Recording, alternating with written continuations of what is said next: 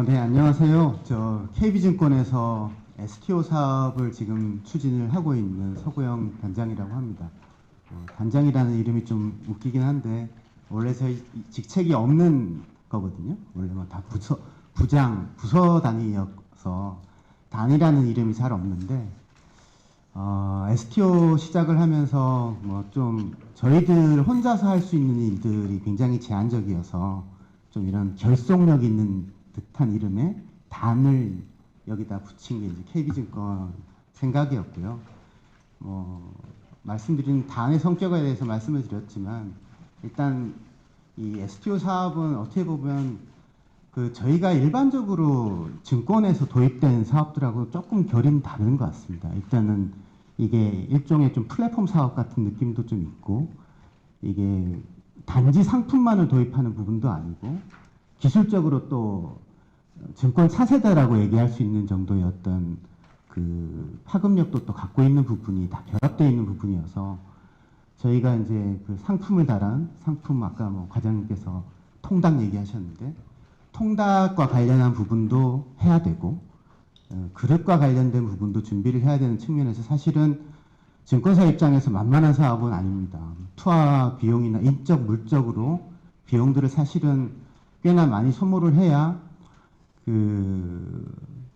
그럴듯한 형태의 어떤 고객 UI, UX를 만들 수 있지 않을까라는 생각을 하고 있고요. 그런 부분에서 부담과 함께 또 책임감도 많이 느끼고 있는 사업이 이제 STO 사업인 것 같습니다. 내용을 좀 말씀을 드리면 저는 이제 앞에 하나증권에서 인프라와 관련된 얘기들 쭉 해주신 부분에서 많은 공감을 하고 있고 시작을 하면서 저희가 이제 제도 준비를 하면서 작년에 STO 사업의 어떤 가이드라인도 나오기 전에 이런 게 제도화 될 것 같으니 먼저 좀 준비를 해보자고 해서 사실 뭐 인프라 쪽에서도 좀 준비를 시작을 해봤었고 그러다가 이제 하나하나 요건들이 나오면서 지금처럼 그냥 해가지고는 안 되겠다. 일단은 좀 맞춰서 가야 되는 부분이 있겠다라는 시행착오들도 사실은 좀 많이 겪은 편입니다. 그래서 좀 구체적인 요건에 맞춰가지고 이제 인프라들은 추가적으로 진행을 하려고 생각을 하고 있고요. 진행을 하면서 저희가 이제 각 시장별로 어떤 주체들이 어떤 역할들을 하게 될지를 말씀을 좀 드리면서 여기 안에서 증권사가 이제 저희들이 할 역할들에 대해서도 이제 말씀을 드리도록 하겠습니다.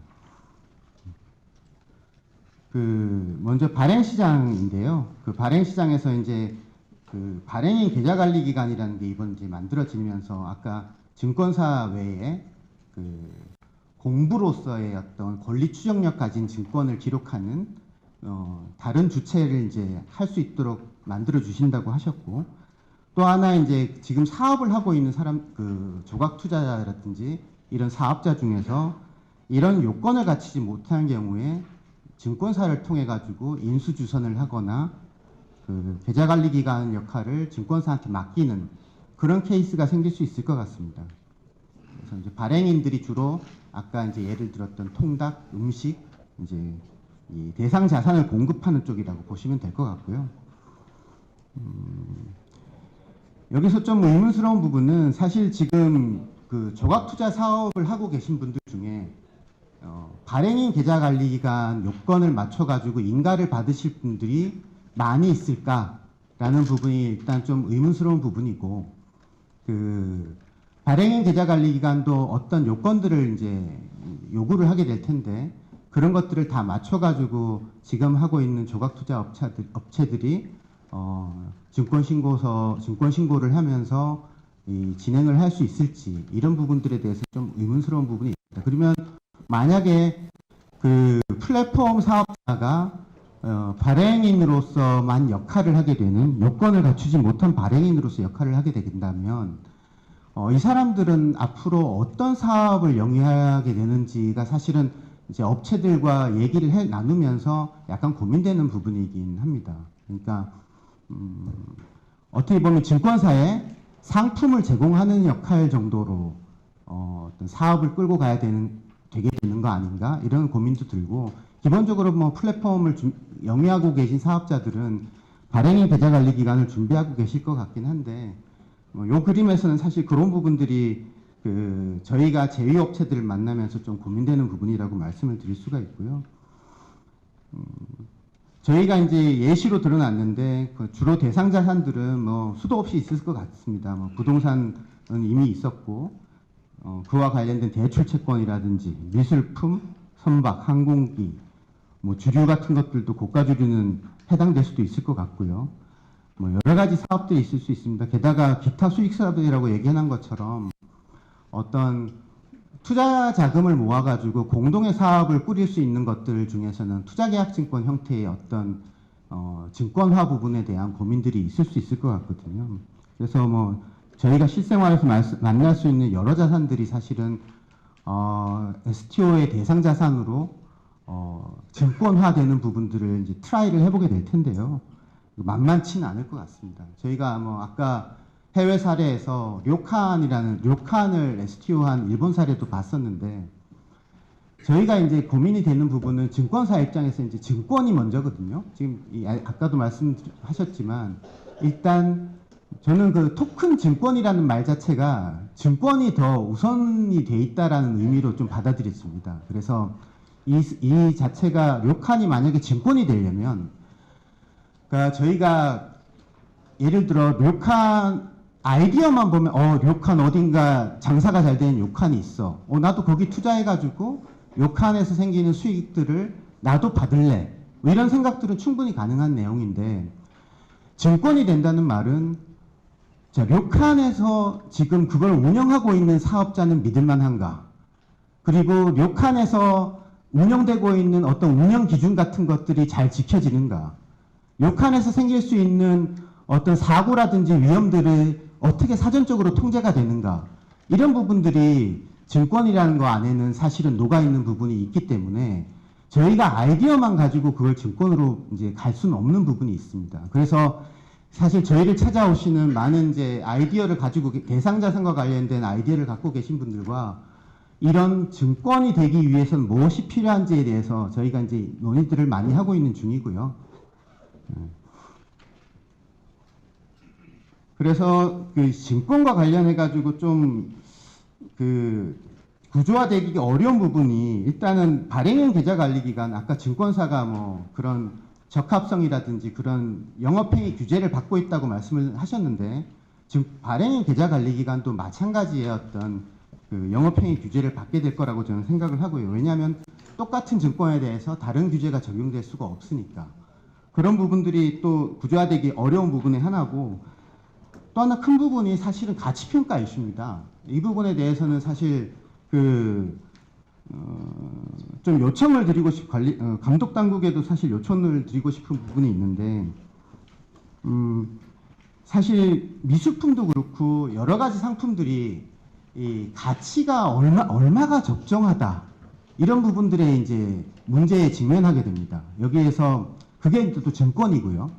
왜냐하면 증권을 고객들한테 이제 이렇게 안내를 드리고 할 때 얘가 이 정도 가격이 적정합니다라는 것들이, 뭐 예를 들면 증권의 리서치 센터들이 적정가라는, 주식의 적정가라는 걸 발표하듯이, 물론 그게 정확하게 그 회사의 가치를 증명하는 건 아니지만, 뭐 이런 앞으로 이제 나오게 될 여러 가지 사업이나 이런 것들이 가치평가 이슈에 직면했을 때 어느 정도 수준에서 이 가치평가를 하면 그 객관성을 내가 인정해 줄 수 있어.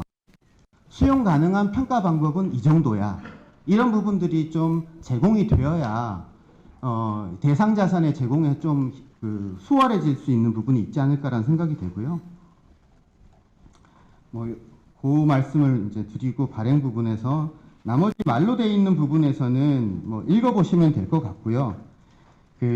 투자계약증권과 관련해 가지고 또 하나 이제 좀 중요하게 말씀을 드릴 게, 저희가 이제 신탁수익증권하고 투자계약증권 부분이 사실은 STO의 주요 대상으로 얘기가 되고 있는데, 신탁수익증권은 어차피 저희가 샌드박스를 받고 가야 되기 때문에 샌드박스라는 이제 루트를 타게 됩니다. 근데 투자계약증권은 감독원의 신고 접수를 통해서 이제 그 증권에 대해서 받아들여지는 게 이제 프로세스가 돼 있거든요. 근데 이제 먼저 증권성 판단을 한 다음에 감독원 쪽에서 신고 접수를 하게 될 텐데 저희한테 찾아오시는 분들이 되게 막연해요. 이걸 가지고 어떻게 이제 감독원하고 그 커뮤니케이션을 해야 되냐 이런 부분들에 대해서 좀 그 명확성 같은 것들을 주실 수 있으면 좋지 않을까 그런 생각이 됩니다.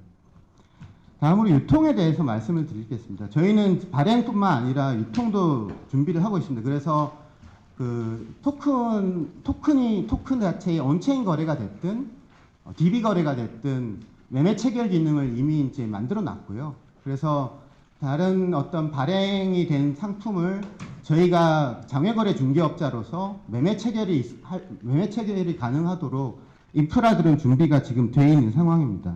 다만 이제 이 요건들도 매매 체결을 장외거래 중개업자가 매매 체결을 하고 나면 그 계좌관리기관 쪽에 장부를 다루는 계좌관리기관 쪽에 이제 매매 체결 내역을 통보를 해줘서 분산원장의 기록을 계좌관리기관들이 할 수 있도록 만들어줘야 될 텐데 여기에서 이제 통신 프로토콜이나 이런 것들에 대해서는 앞으로 진행되는 요건들에 따라서 뭐 추가적인 개발들이 진행해야 될 것 같습니다.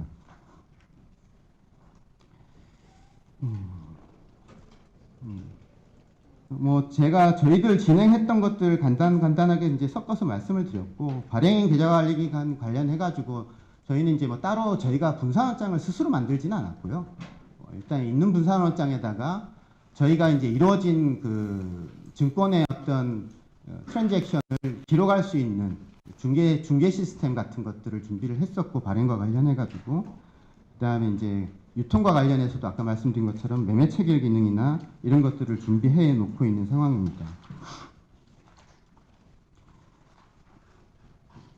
그리고 얼마 전에 이제 보도자료를 통해서 ST 오너스 뭐 말씀을 드렸는데 주로 이제 저희와 같이 어떤 STO 대상 자산을 좀 만들 곳들에 대해서 뭐 협업을 하자는 내용들이 있었고 또 하나 이제 여기 계좌관리기관이라고 되어 있지만 결국은 증권사끼리도 발행 유통 분리에 있어서 협업이 꼭 일어나야 될 부분이라고 생각을 합니다. 그래서 증권사와도 같이 이제 코웍들을 하려고 생각을 하고 있고요.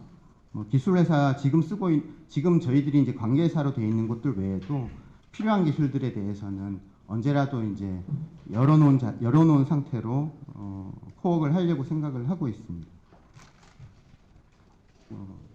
그 다음 페이지에 뭐 제언 같은 것들은 좀 읽어보시면 될 것 같은데요. 일단 분산원장과 관련해 가지고는 업계 내부적으로 지금 이건 제출 시간하고 좀 지나서 분산원장과 관련해서는 업계 내부적으로도 좀 정리하려고 하는 움직임들이 여러 방면으로 일어나고 있는 걸로 알고 있고요. 토큰 증권과 관련해 가지고 해외 사례들을 보면 적격 투자자 대상으로 어떤 그 대상 자산을 좀 할 수 있는 걸 완화한 케이스들이 좀 있거든요. 이런 부분들도 좀 고민해 볼 수 있는 거 아닌가? 이런 정도를 좀 말씀을 드리는 걸로 마치고요. 아까 말씀드린 것처럼 저희가 준비를 해보다 보니 결론적으로 증권사는 사실은 이 STO 사업을 하기 위해서 전체가 다 연관이 되어 있습니다. 증권 구조화와 인수 주선과 관련해서 IB가 연결이 되어 있고요. 그 고객과의 접점 때문에 뭐 플랫폼 사업을 하고 있는 저희 이제 MTS를 다루고 있는 쪽에서 UI UX도 다 고민을 해야 되는 부분이 있고 뭐 리테일적으로도 어떤 정책적인 부분에서 이 마케팅과 관련해서 좀 고민이 되는 부분들이 있어서 사실은 STO가 어떤 증권사의 일부분이라기보다는 STO 때문에 증권사의 전 영역이 사실은 여기 달라붙어야 되는 부분이 있다. 이런 말씀을 좀 드리면서 저희 증권사가 이런 노력을 했을 때 뭐 얻을 수 있는 파이가 만들 수 있도록 저희도 스스로도 노력을 하고 당국에서도 좀 신경을 써주셨으면 하는 부분을 마지막으로 말씀을 드리겠습니다. 감사합니다.